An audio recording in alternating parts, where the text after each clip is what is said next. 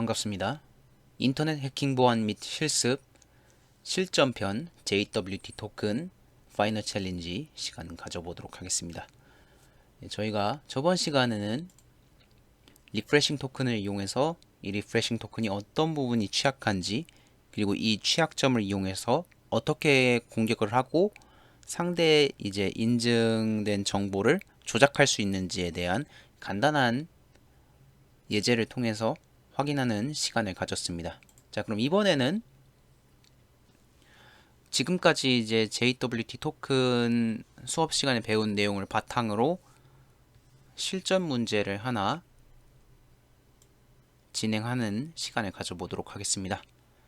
그래서 지금 여기 나와 있는 내용은 파이널 챌린지로, 문제 내용을 확인하자면 두 명의 이제 어카운트 톰과 제리가 존재합니다. 여기 보시면 제리의 사진과 톰의 사진이 있습니다.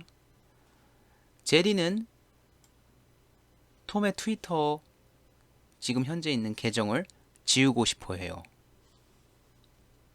그러나 지금 톰의 계정을 지우기 위해서는 톰이 로그인한 상태여야지만 트위터 내용을 지울 수 있겠죠? 근데 현재는 제리만 로그인한 상태입니다. 그러니까 톰의 계정을 마음대로 조작할 수 없는 상황이에요. 정상적인 상황에서는 제리는 톰의 내용을 조작할 수 없을 것입니다. 그러면 과연 정상적인 방법이 아닌 다른 방법을 이용하면은 톰의 계정을 지울 수 있을 것인가? 지금부터 이 톰의 계정을 지울 수 있는지 한번 도전하는 시간을 가져보도록 하겠습니다. 우선 정상적인 방법으로 그냥 딜리트를 누르면은 실패할 것이 뻔하니까 잠깐 시간을 멈춰 보도록 하겠습니다. 자, 지금 잡혔죠? 여기서 딜리트 한번 눌러주시고 다음 문장 해보시면은 포스트 형태로 이제 토큰 관련 응답을 요청한 것이 캡처가 되었습니다. 그러면 이것을 리피터로 옮겨주세요. 옮겨주시고 이 토큰을 미리 복사를 해주시기 바랍니다. 이 토큰이 중요한 열쇠가 될 것이에요. 토큰을 한번 샌드 해보면 Not valid JWT token, please try again 이라고 해서 현재 지금 이 토큰이 맞지 않기 때문에 다른 토큰을 달라고 응답하는 모습을 보실 수 있습니다. 자, 그러면 이 토큰이 어떤 토큰인지 한번 확인 한번 해보도록 합시다. 제이슨 웹 토큰 해석하는 사이트를 켜주시고 한번 토큰을 붙여 넣어 주시면 디코딩 내용을 확인하실 수 있습니다. 이 토큰 유형 부분은 보니까 이런 식으로 내용이 적혀 있네요. 그리고 데이터를 보니까 시간도 이렇게 있고, 제리가 지금 제리의 계정으로 뭔가 행동을 한 것을 볼 수 있어요. 아까 전에 제가 얘기했듯이 지금 제리가 로그인한 상태에서 톰에 있는 계정을 막 마음대로 지우거나 하면은 당연히 이 사람은 톰이 아니고 제리니까 계정을 어떻게 조작할 권한을 가질 수 없다고 이야기를 했었지 않습니까? 그렇기 때문에 우리는 정상적인 방법으로 톰을 지울 수 없다고도 이야기를 했었죠. 그러면 여기서 정상적인 방법이 아닌 비정상적인 방법으로 톰의 어카운트를 공격할 수 있는 방법은 무엇이 있을까? 라는 부분에 대해서 힌트를 좀 얻기 위해서 잠깐 인터셉트 풀고 힌트를 보도록 합시다. 헤더 부분을, 토큰에 있는 헤더 부분을 잘 보라고 지시가 내려졌네요. 헤더 부분을 다시 한번 봅시다. 헤더 부분에 보니까 타입은 JWT 토큰 형태고 알고리즘은 256으로 알고리즘 주어진 게 보이고 있어요. 그리고 중간에 키 아이디라고 해서 웹코트 키라는 내용이 들어가 있는 모습을 확인하실 수 있습니다. 이 중간 부분에 있는 내용을 유심히 살펴봐야 됩니다. 계속 읽어봅시다.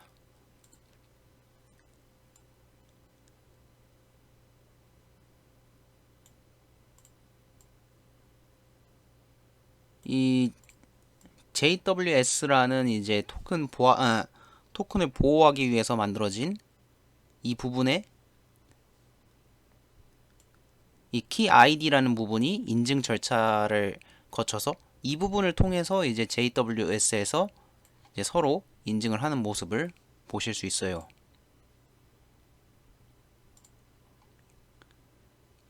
그리고 이 키 같은 경우에는 파일 시스템 메모리 쪽, 그러니까 파일 시스템에 있는 그 직접 메모리에 접근을 하거나 아니면 데이터베이스에 직접 액세스하는,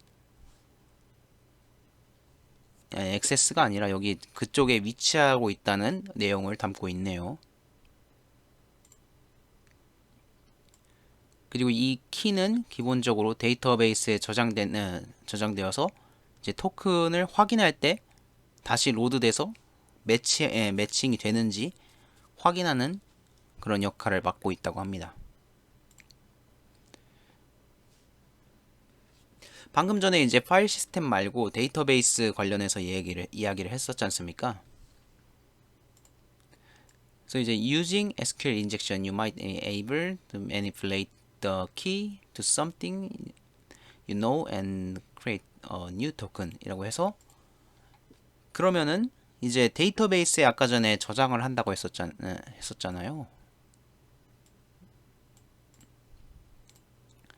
그러면은 이 데이터베이스에 저장된 내용을 변조를 하게 되면은 SQL 인젝션을 이용해서 변조를 하게 되면은 여러분들이 톰의 토큰을 마음대로 가지고 와가지고 마음대로 가지고 오지 않아도 이 톰의 토큰과 똑같은 내용의 또 다른 우리의 임의의 계정을 이용해서 톰의 어카운트에 마음대로 접근해서 지울 수도 있다는 가능성이 생긴 것이죠. 그럼 이 SQL 인젝션에 대해서 잠깐 배워야 되지 않겠습니까? 물론 그 전에 저희가 변조해야 될 부분이 이 부분이라는 것은 확인이 되었습니다.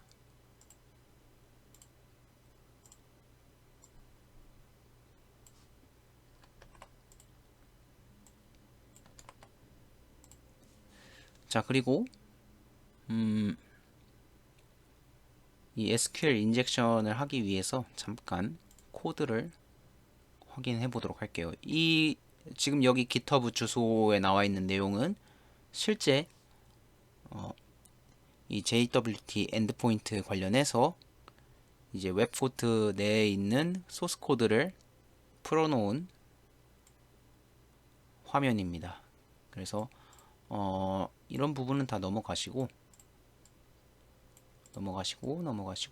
중요한 부분은 저희가 이 딜리트를 눌렀을 때 어떻게 반응하는지, 이 반응하는 부분에 대해서 확인하셔야 돼요. 자, 여기 있죠? 포스트 매핑 JWT final delete. 딜리트를 눌렀을 때 어떤 반응을 하는지. 그래서 지금 여기 보면 트라이 캐치 구문이 하나 있는데 안에 또 하나 더 있죠. 여기 부분, 이 부분을 유심히 살펴보셔야 됩니다. result set rs 커넥션 한번 들어갔죠. 그 다음에 create statement, 이 create statement에서 execute 쿼리를 그대로 보내는 명령을 내리고 있습니다. 명령을 보아하니 select 키에서 여기 from JWT 키에서 이 키를 선택하라. 어디에 있는 거? ID인데 ID 중에서 뭐 여기 KID로 들어온 ID를 가져와서 이 키에다가 선택을 하고 이 선택을 했으면은 이제 그대로 메시지를 보내도록 하는 명령이 있는 것 같네요. 그럼 이제 에러 메시지, 이 에러 메시지 같은 경우에는 원하는 매칭 메시지가 나오지 않았을 때, 혹은 매칭 메시지가 나올 때도 여기 이렇게 있네요.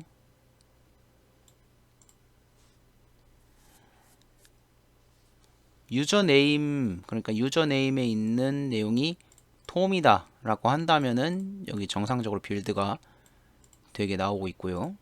제리라고 했을 때는 이제 이 사람은 제리니까 이 접근을 금지시켜라 라고 지금 되어 있는 내용을 확인할 수 있습니다. 그렇다면은 지금 여기 보시면 이쪽에 제리잖아요. 그럼 단순히 이제 이 제리라고 된 내용을 톰이라고만 바꾸면은 문제가 해결이 될까? 꼭 그렇지는 않을 겁니다. 왜냐면 여기 있는 이 KID 부분, 이 키 아이디 부분이 서로 다르면은, 그러니까 인증 내용이 서로 다르면은 아무리 이 유저네임을 제리라고 했어도 여기 키 아이디에 적혀 있는 내용이 서로 다르니까 당연히 이 사람이 이 사람 변조를 한 것 같네? 잘못된 것 같습니다. 다시 돌려보내세요. 라고 거절을 할 수 있겠죠. 아무리 우리가 옷을 막 다 껴입었어도 우리의 얼굴은 변하지 않잖아요. 우리의 고유 얼굴은 변하지 않기 때문에 그냥 옷을 그냥 껴입고 어떠한 검색대에 지나간다고 하더라도 이 사람의 얼굴이라든가 뭐 기타 고유 특징을 통해서 이 사람은 다른 사람이다라고 확실하게 파악을 하고 돌려보내는 거죠. 그럼 어떻게 해야 되느냐? 성형을 하면 되지 않겠습니까? 근데 이건 코드잖아요. 코드를 성형을 어떻게 하지? 라는 부분에서 이제 궁금해 하시는 분들이 계실 겁니다. 그럼 지금부터 그 코드를 성형하는 시간을 가져보도록 하죠. 자, 우선 우리가 성형해야 될 부분은 여기 있는 이 부분입니다. 여기 이 execute query라는 부분을 잘 봐주세요.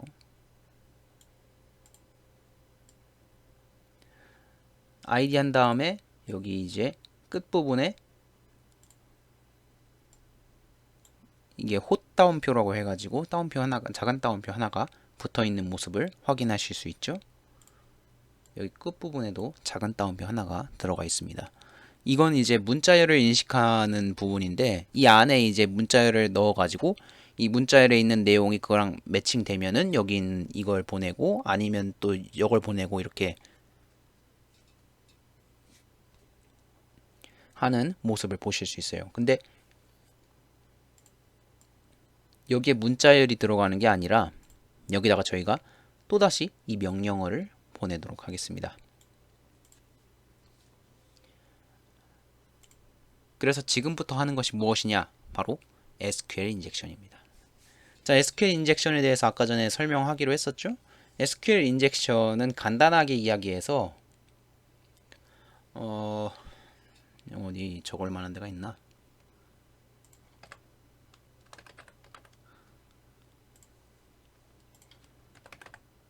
SQL 인젝션, 이제 SQL 쿼리문을 이용해서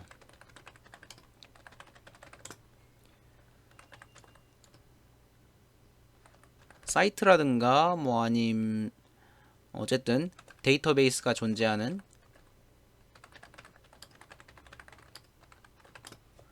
모든 그 자료실이라고 합시다. 모든 자료실에 접근해서 이 데이터를 탈취하거나 혹은 파기시켜버리는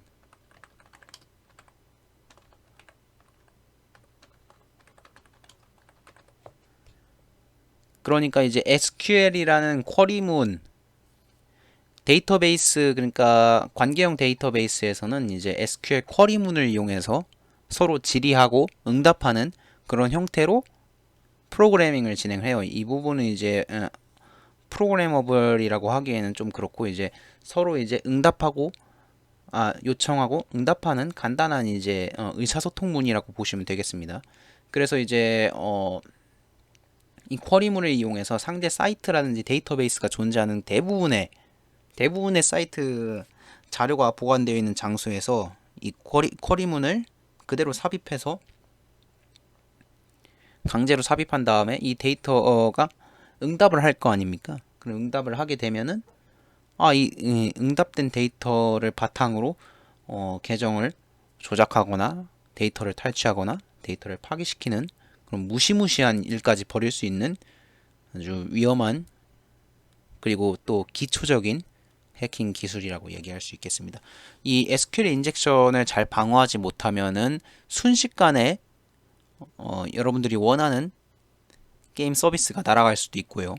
여러분들이 원하진 않아요. 꼭 원하는 건 아니겠지만 어쨌든 여러분들이 중요하다고 생각하는 그러한 데이터들이 순식간에 날아가는 그런 대참사가 일어날 수도 있습니다. 그래서 이 SQL 인젝션 방어 같은 경우는 정말 중요하게 생각하셔야 됩니다. 또한 이제 SQL 인젝션을 이용해서 데이터를 탈취하는 일들이 상당히 많다 보니까 이 부분에 관해서는 이제 대기업이라든지 여러분들이 생각하는 큰 기업들은 보통 보안을 철저하게 유지를 합니다. 근데 이제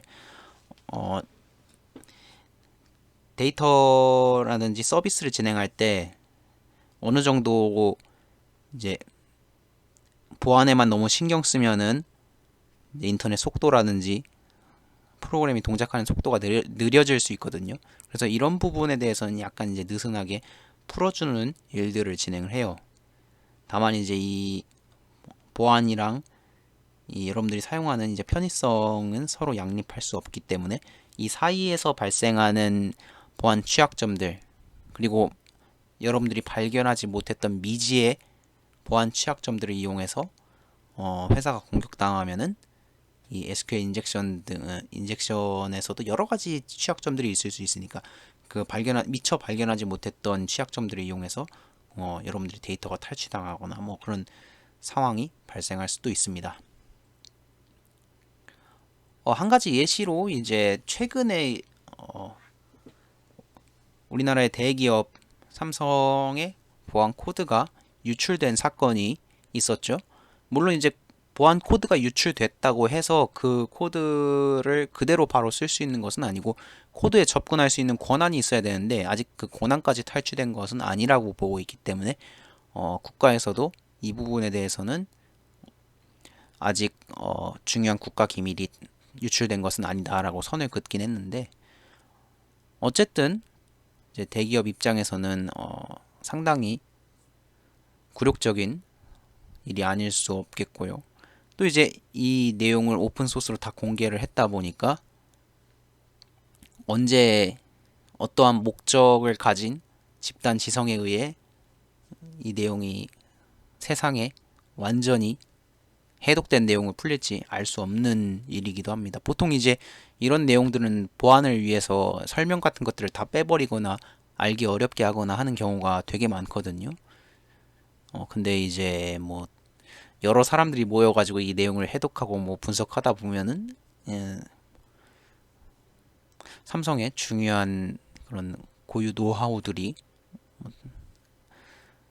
뭐 탈취되는 그런 상황도 얼마든지 일어날 수 있겠죠.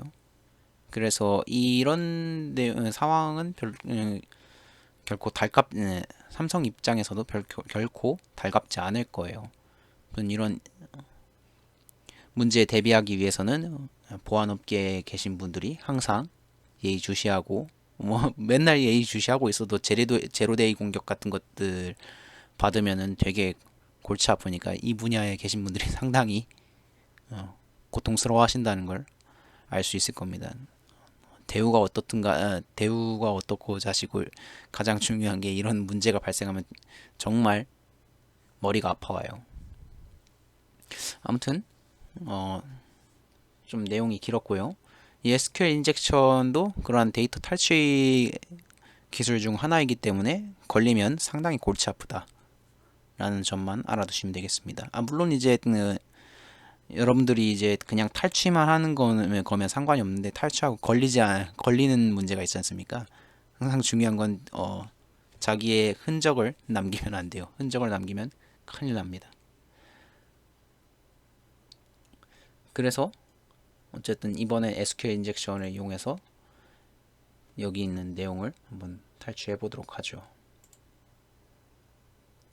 참고로 이제 이 내용이 만약에 국가적인 문제였다. 아까 전에 그 사례가 국가적인 문제였다라고 한다면은 당연히 이제 여러분들이 어떤 우회라든지 뭐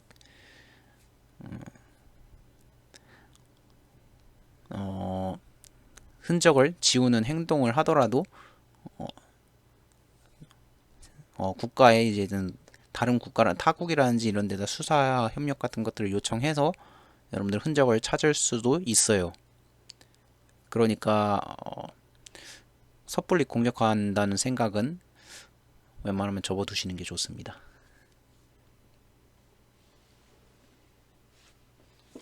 자, 그래서 이 부분을 일단 변조를 한번 해야겠죠.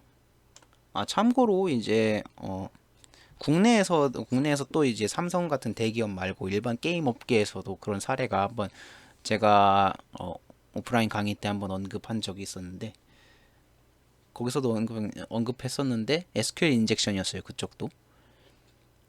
다만 이제 그쪽 SQL 인젝션이 이쪽이랑 큰 틀은 같아도 세부적인 내용이 달랐던 걸로 제가 기억을 하고 있습니다. 그래서 그 부분에 대해서는 나중에 이제 시간 여유가 된다면 다시 한번 이야기를 드릴 생각이고요.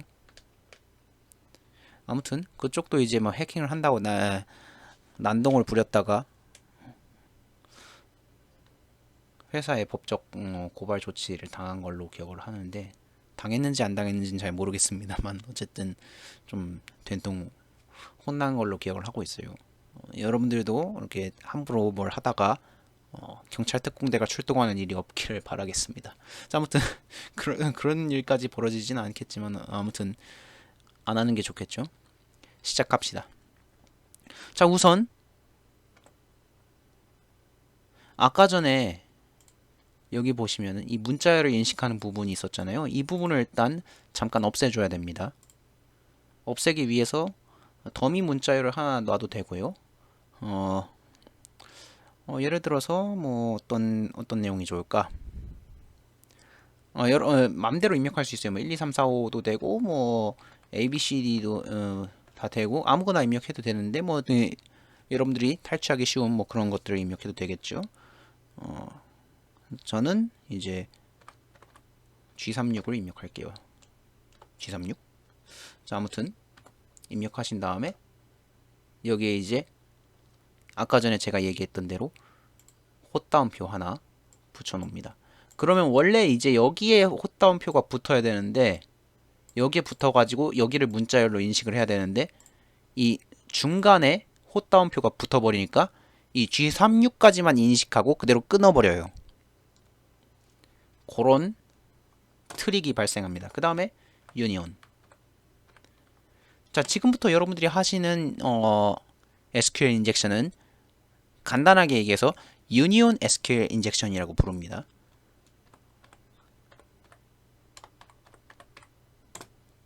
어쨌든 유니온 셀렉트해서 셀렉트하고 내용을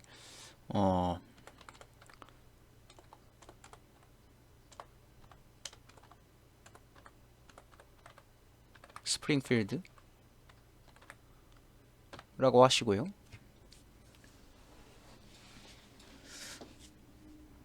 자, 그리고 이 내용 다음에 from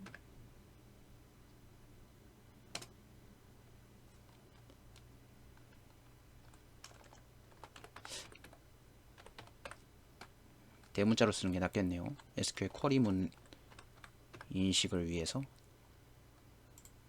여기도 보시면 대부분 대문자로 사용이 되어 있죠.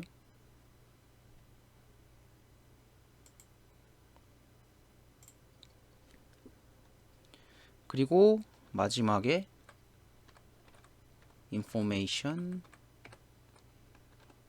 schema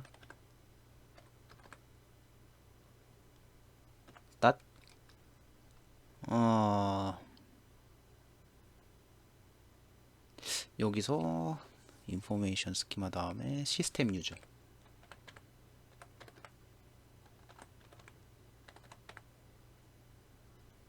라고 이렇게 끝으로 이제 문장 끝 입력할 때 이제 세미콜론을 입력하죠. 세미콜론을 입력하고 뒷부분을 주석 처리해 줍니다. 오라클 데이터베이스라든가 MS SQL은 이렇게 입력을 하시고 MySQL이라면은 제가 기억하기로 MySQL은 이걸 겁니다. 샵을 눌러서 주석을 처리해 주세요. 이 주석이 어디서 발동되느냐? 여기 있는 뒷부분 있죠. 이 문장이 다 끝나고 이 뒷부분에 헛다운표가 하나 더 있잖아요. 이 부분이 문자의 끝을 원래 인식시키는 부분이었는데 이제 여기서 인식이 되니까 뒷부분은 없애줘야겠죠. 그래서 강제로 주석 처리를 해줬습니다. 자, 그래서 지금 보시면은 이제 여기 내용이랑 겹치게 한번 만들어 보자면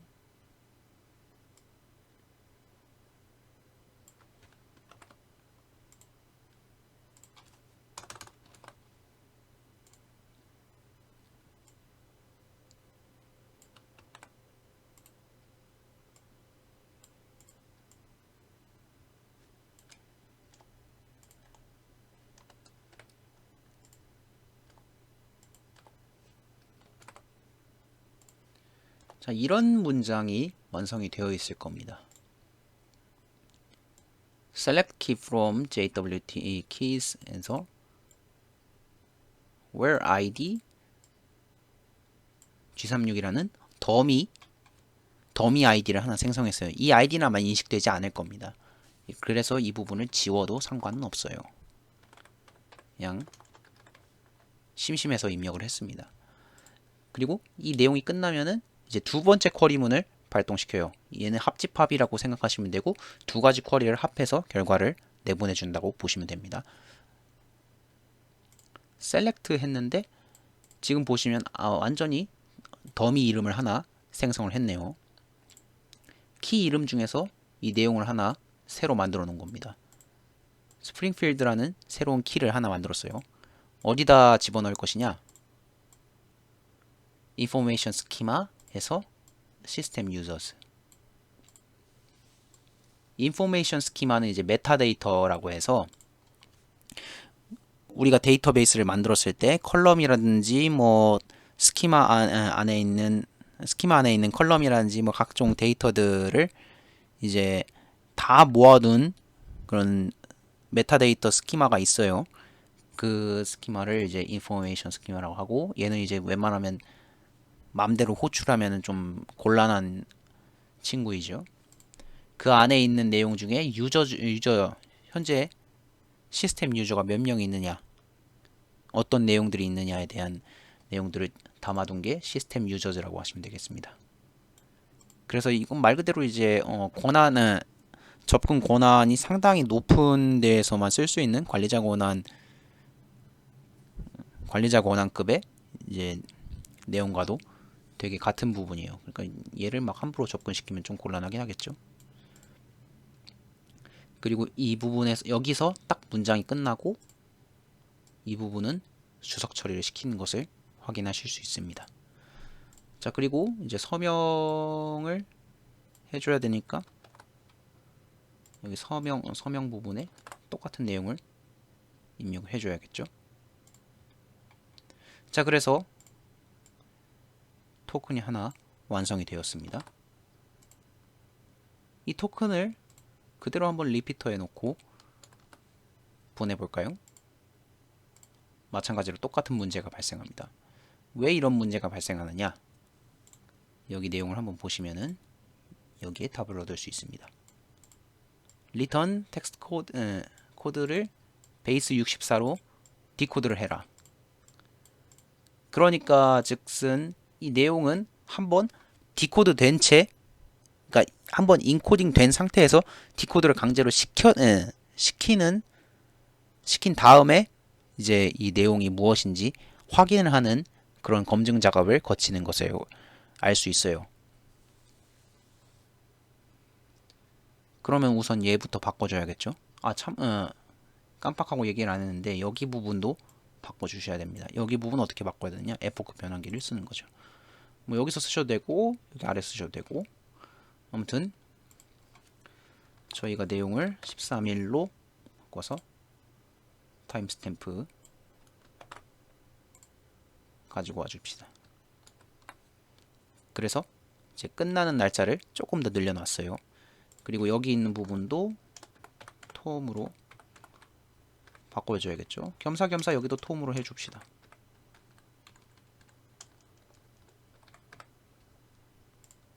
자, 이렇게 이쁘게 토큰을 꾸며줬습니다. 그럼 마지막으로 이쪽 부분, 여기 있는 스프링필드라는 이 부분을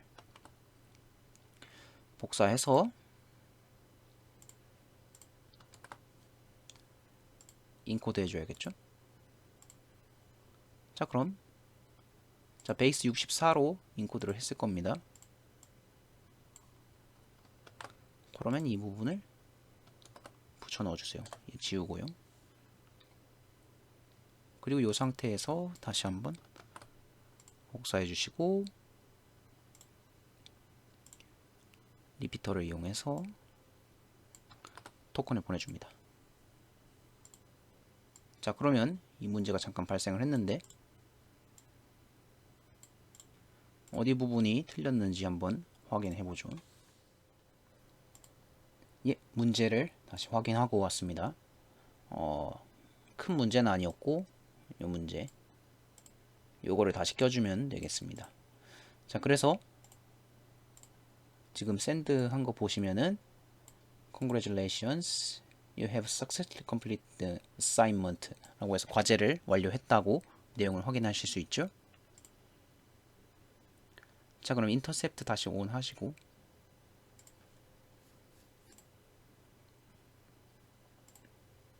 물론 이제 인터셉트 온 하기 전에 다시 리셋 하시고, 자, 이 상태에서 다시 인터셉트 온 하시고 딜리트 forward 더 없네요.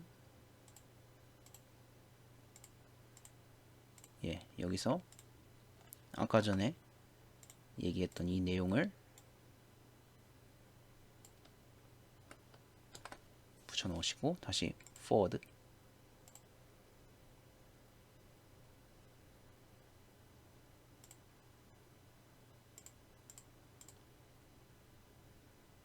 푸시고 하시면은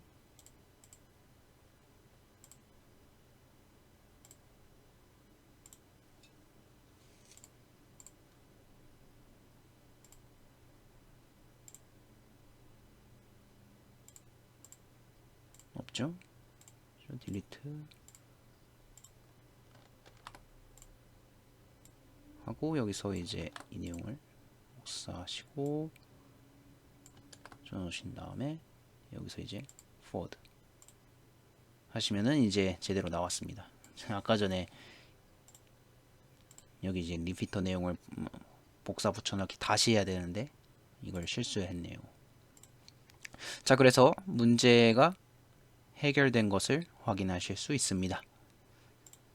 자, 그러면 이번 시간에는 이 파이널 챌린지에 대해서 확인하는 시간을 가져보았습니다. 그래서 이제 정상적으로 이제 표시가 된 것을 확인하실 수 있죠. 사실 이제 제가 색 구분이 잘 안 되기 때문에 이게 정상 표시가 되는지는 잘 모르겠습니다만, 어쨌든 여기에 정상 표시가 됐으니까 저기서도 지금 색이 바뀐 것을 확인하실 수 있을 겁니다. 그래서 이번 시간에 대한 내용은 여기까지 이렇게 진행하는 걸로 하고, 다음 시간부터는 본격적인 이제 SQL 인젝션에 대해서 배워보는 시간을 가져보겠습니다. 참고로 이제 이 SQL 인젝션에 대해서 방어하는 방법에 대해서 이제 궁금하신 분들이 계실 텐데, 아주 간단하게 짧게 답글을 남기고 마무리 짓도록 할게요. 여기 지금 이러한 문제를 그대로 방관하고 있을 수는 없지 않습니까?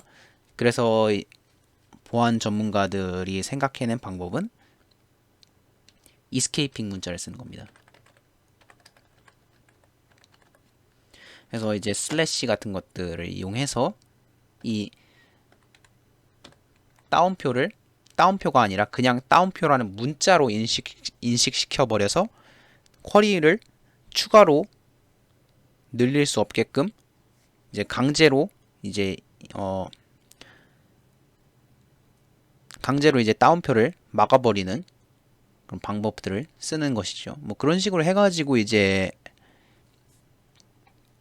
입력을 한다고 한들 이제 사용할 수 없게끔 쿼리를 망가뜨려서, 그러니까 상대 쿼리를 망가뜨려서 이 SQL 인젝션을 방어하는 게 이번 유니온 인젝션 관련해서 방어 방법의 한 종류라고 할 수 있습니다. 뭐 이것 말고도 이제 SQL 인젝션을 방어하는 방법은 여러 가지가 있어요. 근데 이제 중요한 건 어쨌든 쿼리를 쓸 수 없게끔, 상대가 이제 쿼리를 쓸 수 없게끔 만드는 게 관건인지라 이 부분에 관해서는 아직도 이제 공방이 이어지고 있습니다. 예, 그러니까 업데이트가 진행될 때마다 이제 새로운 보안 취약점이 발생할 수 있으니까 그 부분에 관한 이제 방어를 항상 생각을 해야겠죠. 가장 기초적인 인젝션, 그러니까 해킹 기술이지만 뚫릴 때는 위험성이 정말 대단하기 때문에 이 부분에 관해서 새로운 보안 이슈가 뜰 때마다 보안 전문가들은 항상 긴장을 하고 있습니다.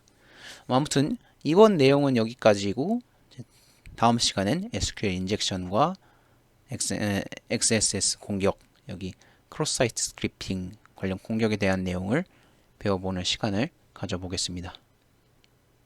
자, 그러면 다음 시간에 만나도록 합시다. 고생하셨습니다.